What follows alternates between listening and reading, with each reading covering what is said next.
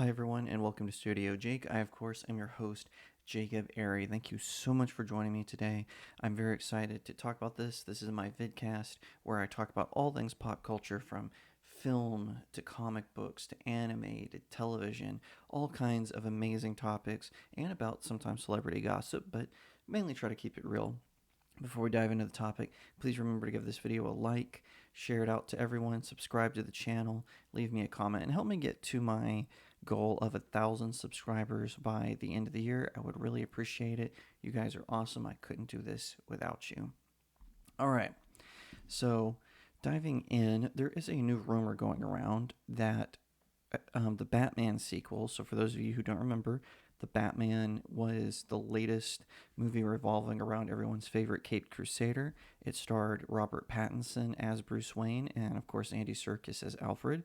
It was a really amazing film. It did have a few flaws in it, but I thought all the actors did a good job. Paul Dano was excellent as the Riddler. So, stands to reason that Matt Reeves, the director, would get a notice to do a sequel. Now, no one really knows what the sequel is about. A few people assumed that we would see um, the Joker appear because the Joker has spoiler alert, the Joker has a cameo in the Batman. But new rumors suggest that that may not be the case. A few people are saying that the rumor mill is running that Clayface will actually be the villain. Now, there's two versions of this rumor, but sticking to the Batman one, and I'll touch on the other one in a little bit.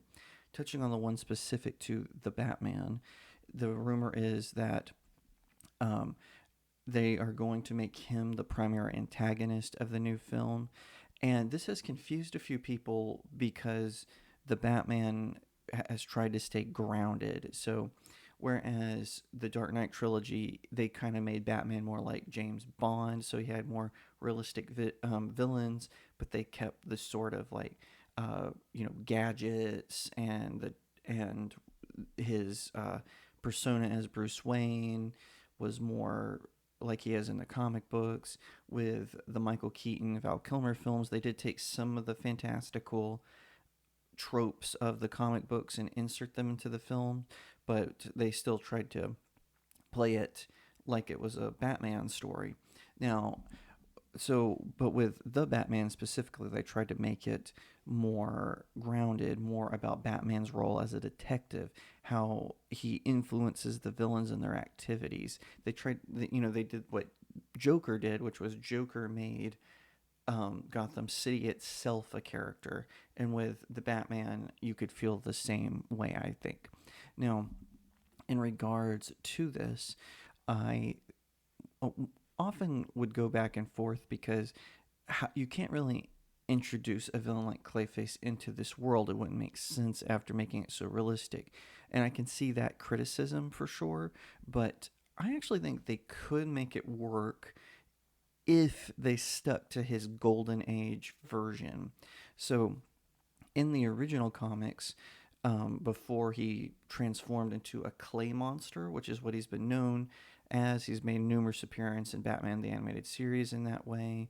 In Justice League Unlimited, he was, this giant clay monster in several video games, and of course, most recently in Harley Quinn, they have a terrible version of Clayface that does that. He can morph. He can change his arms into certain things, like weapons, and he can condense himself so he can leak through tunnels. His only weakness is hardening, so he like concrete or cement, or he can get frozen, or he can be electrocuted, and that stuns him long enough for Batman to put him in some sort of container. Whatever the case may be, that doesn't seem like it could work with the Batman. However, people don't remember his Golden Age persona wasn't like that. In his first few appearances, the character's name is Basil Carlo, which I believe he's one of Clayfaces. There's been like 6 Clayfaces in the comic books, but in this specific character, his name is Basil Carlo, and he was actually a method actor on the set of a film playing a murderer called Clayface. And his method acting went too far, and he became that character.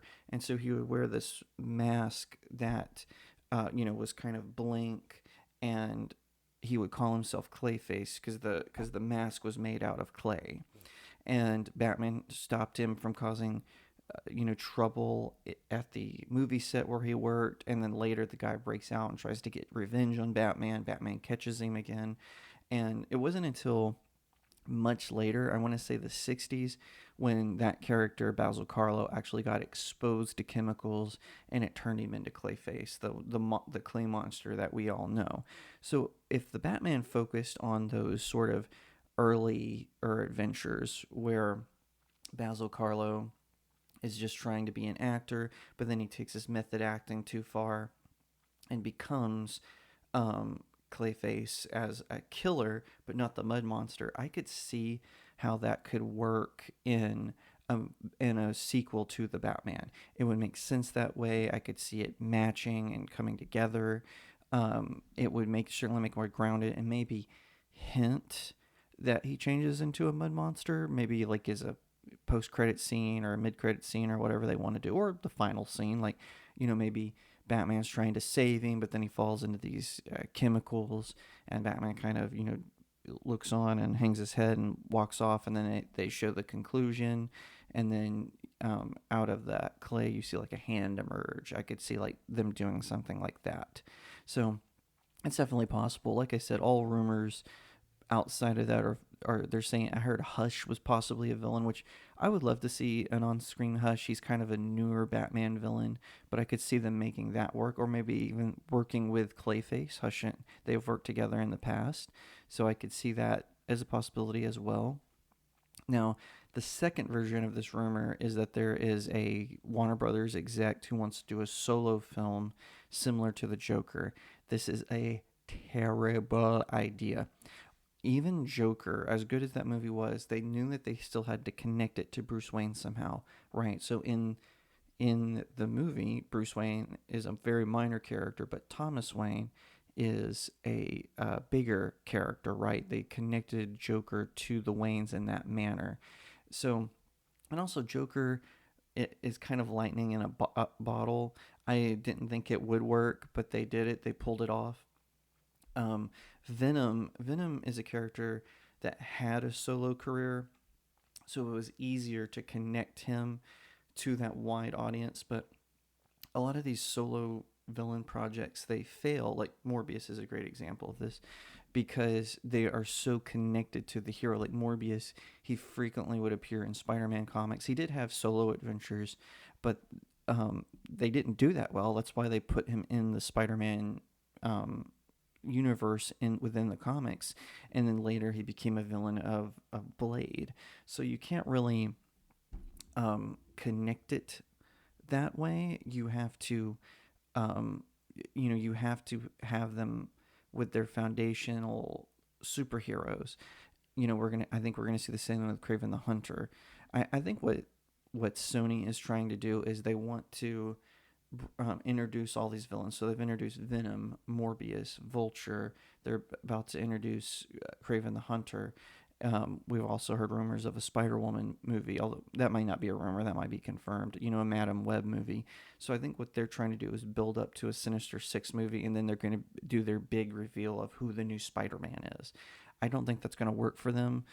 You can't have these characters without Spider-Man. You have to have a Spider-Man film.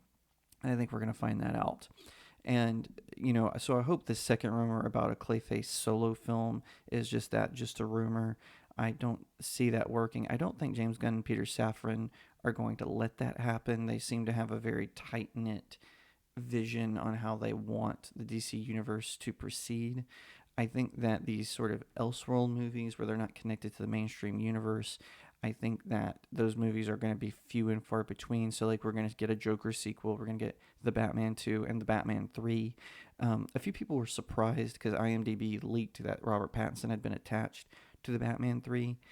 And he had signed on for a sequel pretty early on. And also, Matt Reeves has always said he wanted to make it a trilogy. So that didn't really surprise me. But this Clayface rumor definitely did. And if by chance James Gunn or Peter Safran watches this, I criticize them all the time on Twitter, so I doubt that they will. But if they do, I think that's how you can make it work. Relay this message to Matt Reeves. and we'll see where it goes from there. Thank you so much for watching this video. I hope that you'll give it a thumbs up, that you'll leave me a comment and tell me what you think, that you'll share it out with your friends, and of course, consider subscribing to StudioJake. I cover all kinds of nerd and pop culture topics, including film, television, anime, comic books, and so much more. I hope that you'll also head over to my main website, StudioJakeMedia.com, where I have even more news, views, and commentary. Also, if you'd like to support the channel, head over to my locals page. That's studiojakemedia.locals.com. It's the best way to support me. I'm trying to build a little community there. I have exclusive reviews and articles, so definitely head over there and check it out. And I'll see you next time right here on Studio Jake.